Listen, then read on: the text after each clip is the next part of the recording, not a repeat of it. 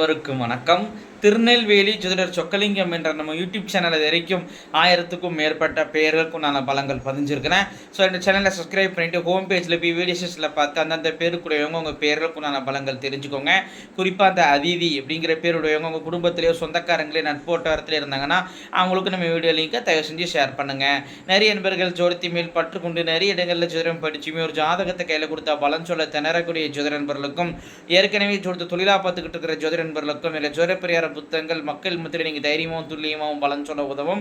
ஜோதிடப்பிரியார புத்தகங்கள் லிஸ்ட்டை இருப்பவங்க ஸ்க்ரீனில் ஸ்க்ரோல் ஆகக்கூடிய டெலிகிராம் நம்பருக்கு மெசேஜ் பண்ணிங்க அப்படின்னா என்னுடைய புத்தகங்களுடைய லிஸ்ட் விளக்கங்களையும் தாரேன். பார்த்துட்டு தேவையான புத்தகங்கள் வாங்கிக்கிடலாம்.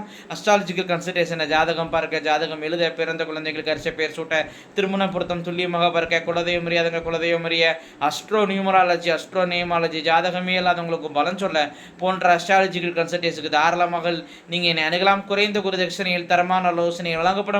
நேரில் வரணுங்கிற அவசியம் கிடையாதுங்க, ஃபோன்லேயே பலன் சொல்லிடுவேன். சரிங்க, இன்னைக்கு பதிவுக்குள்ளே போவோம். அதிதி என்ற பேருக்கான 25 வகையான நேமாலஜி பலன்களை பார்ப்போம். ஃபஸ்ட்டு பாயிண்ட்டு அழகானவங்களாக இருப்பீங்க. ரெண்டாவது பாயிண்ட்டு ஆடை அலங்கார மேக்கப் பிரியராக இருப்பீங்க. மூணாவது பாயிண்ட்டு அம்மா எமோஷனல் டைப்பாக இருப்பாங்க. நாலாவது பாயிண்ட்டு படிக்கிற காலத்தில் இப்படி நல்லாவே படிச்சிருப்பீங்க. அஞ்சாவது பாயிண்ட்டு ஆன்மீக அமானுஷ விஷயங்கள்ல உங்களுக்கு ஆர்வம் ஈடுபாடு அதிகமாக இருக்கும். ஆறாவது பாயிண்ட்டு மருத்துவம் சார்ந்த குணங்கள், மருத்துவத்துறையில் ஈடுபடக்கூடிய அமைப்புகள் உங்களுக்கு உண்டு. ஏழாவது பாயிண்ட்டு மற்றவங்களை விமர்சனம் செய்யக்கூடிய குணம் உங்கள்கிட்ட இருக்குங்க. எட்டாவது பாயிண்ட்டு கேல்குலேட்டிவ் மைண்டுங்க, உங்களுக்கு முன்னக்கூட்டியே எழுதினாலும் கணக்கு போட்டுருவீங்க. ஒன்பதாவது பாயிண்ட்டு ஃபைனான்ஷியல் தட்டுப்பாடு, நீங்கள் எவ்வளோ தான் சம்பாதிச்சாலும் பொருளாதார தட்டுப்பாடு உங்கள்கிட்ட இருந்துக்கிட்டே இருக்கும். பத்தாவது பாயிண்ட்டு ஒன்று உங்களுக்கு தாய்மாமனே இருக்க மாட்டார், அப்படியே தாய்மாமன் இருந்தால் அவரால் பிரயோஜனம் இருக்காது.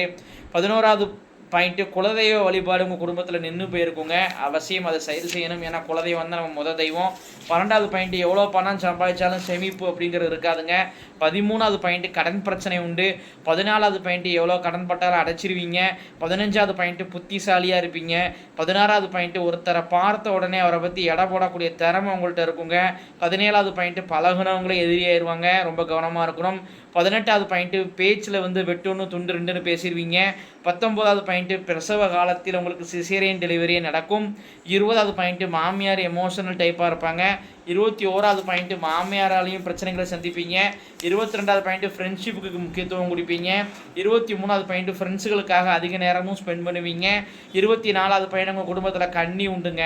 கன்னின்னு சொன்னால் உங்கள் குடும்பத்தில் உங்களுக்கோ அவங்க அப்பா அம்மாவுக்கோ அல்லது உங்கள் கூட பிறந்தவங்களுக்கோ ஏதாவது ஒரு பெண் குழந்தை இறந்து போச்சுன்னா அதுதாங்க கன்னின்னு சொல்லுவோம். அது அவசியம் வழிபடணும். அந்த பெண் குழந்தைய பிறந்து 2 நாளில் இறந்து போனாலும் அது கன்னி தான். 2 நிமிஷத்தில் இறந்து போன பெண் சிசுவும் கன்னி தான்.